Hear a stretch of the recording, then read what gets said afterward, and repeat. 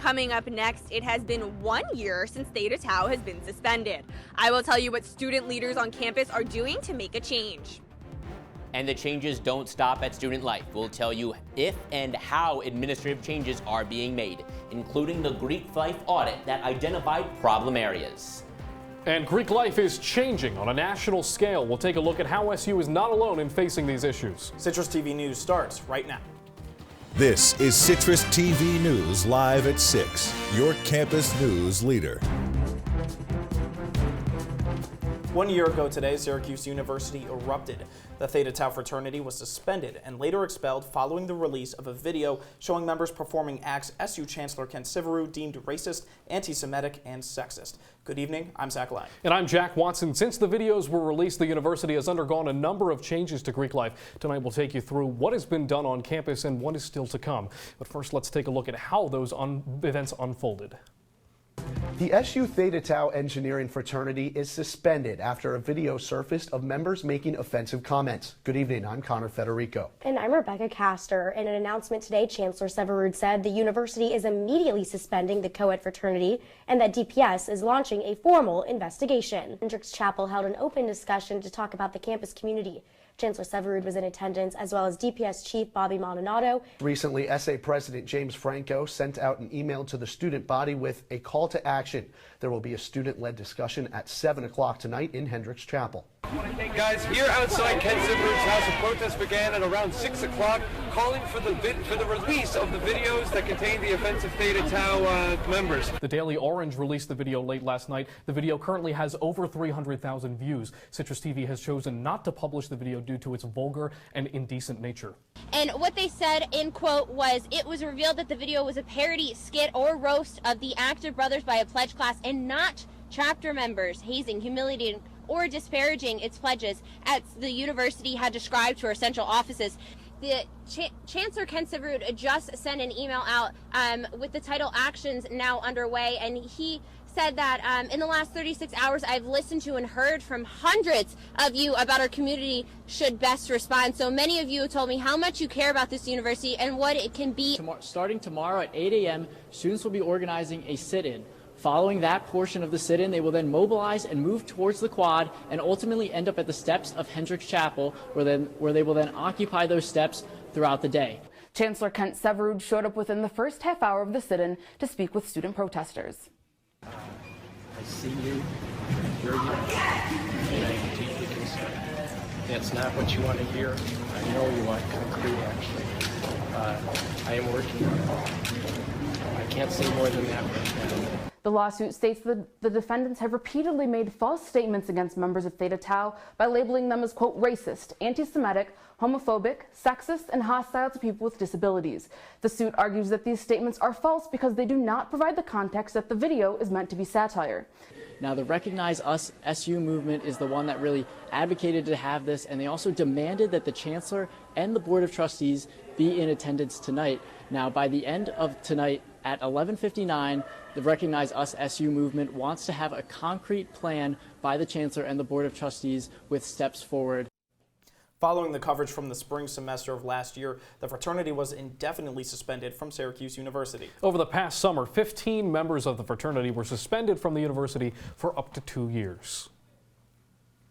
Now for the latest on what student leaders on campus have done since the release of the videos, we go live to CitrusTV reporter Lilia Wood, who's at the former Theta Tau fraternity house. Thanks, Zach. Now I'm out here at what used to be the Theta Tau house before they were suspended last year. When the video was released, students went in an uproar demanding for diversity initiatives here on campus. I spoke to student leaders to see what changes they want to see going forward. We're still in growing pains. We're still trying to figure out all the different modifications we need to make. That was Joe Coopersmith, the president of the Interfraternity Council, also known as IFC, here at SU. After the Theta Tau incident, it started a conversation, and Coopersmith believes that revitalizing Greek life starts from square one, the recruitment process.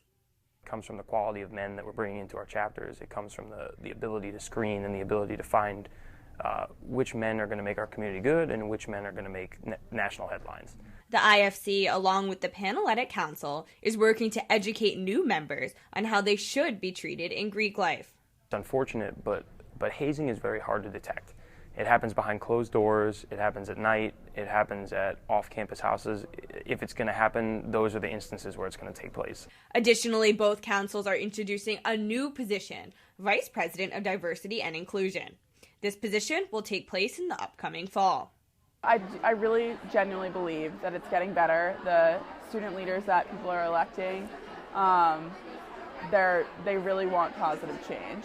For next year, the Panhellenics VP of Diversity and Inclusion will be Aliha Randall. Me being in this position is so that things can get better, and I really want to make a change so whoever comes after me, they can have something better than what I have right now. Greek Life is not alone in wanting to make a change. The Student Association President-elect Mackenzie Martikas visited multicultural and social Greek chapters on her campaign trail. Because we heard a lot of times that, multicultural Greek life chapters being treated differently than the PFC chapters or social Greek chapters or NPHC. So making sure that everyone's being treated the same way and that everyone has to follow the same guidelines, and working with FAFSA to make sure that that's actually something that can happen next year. When speaking to each student leader, they all had the same goal: to keep the conversation going. It's when you don't talk about these things that you have more issues, more problems, more altercations. Now, a member of the fraternity Phi Gamma Delta, also known as Fiji, said that they will be taking this house as of next fall that once belonged to Theta Tau. Reporting live from Harrison Street, I'm Lilia Wood. All right, Lilia, thank you. That's just the beginning of the changes that have happened since the Theta Tau incident. But one group that hasn't been as vocal since the event is the Recognize Us SU group. That group was part of those who urged the university to release the video. Co-founder of the group, Quincy Nolan, says he was proud of how the group pushed other issues on campus to the forefront. I was actually grateful to see some of this getting out, because it's something that that I would say most students know is happening anyway. Now, Nolan also says that the group has disbanded since the year has passed. Reasons why are currently unknown. And the protests that Recognize Us led demanded changes from the administration to prevent actions like Theta Tau from happening again. CitrusTV reporter Ricky Sayer joins us in studio to break down what's been done in the past year. Ricky?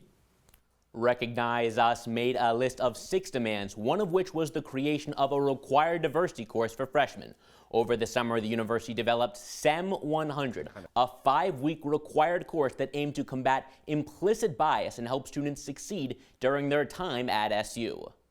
The main thrust of the curriculum is to help students understand how their lived experience has shaped them and how that might be different from somebody else. In late November, the university released the results of a student survey. It revealed just over half of students found valuable the activities surrounding exploring diverse experiences in SEM 100. In January, Chancellor Severud called the course a work in progress. I have listened carefully to a lot of discussion about where this approach was successful and where it might have fallen short. There is lively disagreement as to whether this course will produce the outcomes we want. That discussion is necessary, appropriate, and I would argue a crucial part of our job as scholars. The other big demand was that the university thoroughly review Greek life on campus. The university ended up hiring 2 outside firms for that review. They sent out a survey that about 40% of SU students responded to. The review identified positives and negatives of Greek life, as well as recommending changes to Greek life.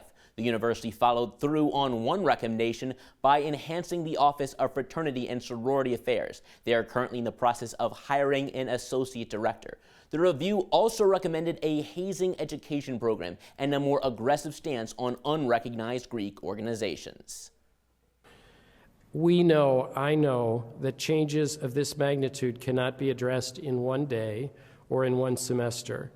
The external review does provide a solid foundation from which we can move forward in a positive direction.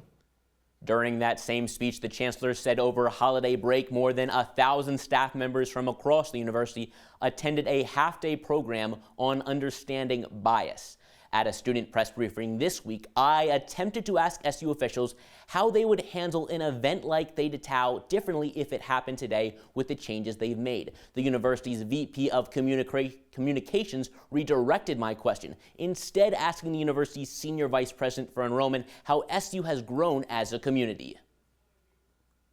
You know, I think it was an opportunity for us to learn and grow as a community, to welcome all types of students, regardless of your race, your socioeconomic, your international status, and really gives us an opportunity to think from our recruiting standpoint, from our orientation standpoint, our first.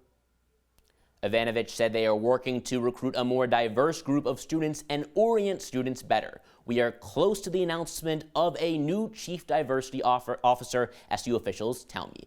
Back to you, Zach. Thanks, Ricky. One of the changes that the administration has not yet done is a review of the Department of Public Safety. Students voiced their demands last April for this and continued to after the Ackerman Avenue assault that took place this year. Student Association President-elect Mackenzie Bertikas says she wants the university to follow through on what they are saying. I think there obviously has to be more done. I think, a DPS review is really important to happen this year. And also just making sure that they're following through on things, because it's one thing to say you're going to be doing these things, and then it's another thing to see those things through. Syracuse University is not alone in facing high-profile incidents with Greek life. Our CitrusTV reporter Gabrielle Caracciolo tells us how SU Greek life compares on a national scale. It seems like every year there are new national headlines surrounding Greek life controversies.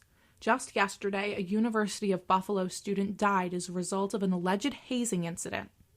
The university has suspended all Greek life until at least the fall semester, pending an internal review. I think it's our responsibility to constantly evaluate our programs and policies. Numerous national sororities and fraternities are suing Harvard University over a policy that prevents students who are members of single-gender clubs from leading campus groups, captaining sports teams, or even receiving endorsements for certain scholarships.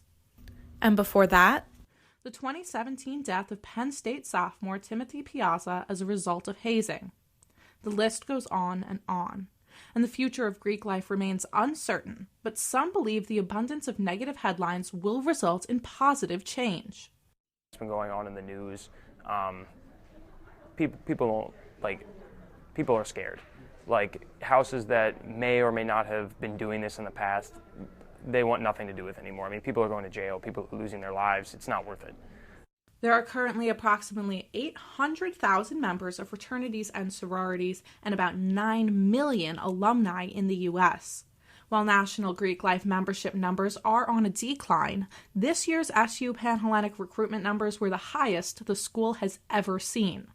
Proof that even as people continue to call for the eradication of Greek life entirely, members see benefits from leadership opportunities to improved academic performance and the ever-growing alumni networks. Here across the board, our alumni is unbelievable. I really genuinely believe that it's getting better. The student leaders that people are electing, they really want positive change. So. Gabrielle Caracciolo, CitrusTV News.